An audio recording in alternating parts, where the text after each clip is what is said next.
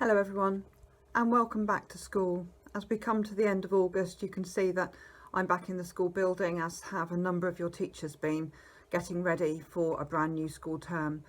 We do hope that you've had a really lovely holiday together with your families and that you're rested and ready to come back to us next week. We start again on Tuesday with you, although staff will be in on Monday, just putting the polishing touches to their classrooms ready for your arrival. I just wanted to remind you of some of the things that we'd like you to be aware of as you come back into school. You'll know that from all the government press that the restrictions in schools have been lifted. I want to take a little bit more of a cautious approach. So as I put in my newsletter at the end of term, we're going to continue with our hand washing routines in school and our respiratory hygiene. And we will be doing enhanced cleaning of our touch surfaces during the middle of the day, which we implemented last year.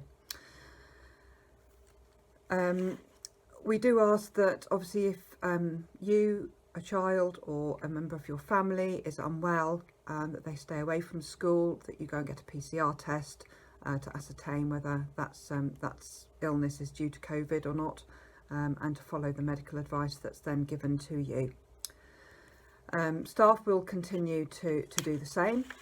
We are going to continue to engage with the twice weekly lateral flow device testing, and we suggest that children also engage in the same practice so that we know that the children and staff in school aren't asymptomatic. So the things that will be changing is we won't be working as strictly in year group bubbles as we did before the summer. So there will be mixing of children outside at playtime, where obviously the risks of transmission are reduced because we're outside. We won't be having staggered starts either, and I know some of you will be very grateful for that because you found it very tricky to manage. So what I'm going to ask staff to do is to ensure that our classroom doors are open at 8:35 in the morning. That gives you the 15 minutes that you've had previously to enable children to get into school and safely inside the school building, and the hand washing can start at that point. So doors will shut as usual at 8:50. Anyone arriving after 8:50 will need to get themselves in through the front entrance, and as you know, that awards you a late mark.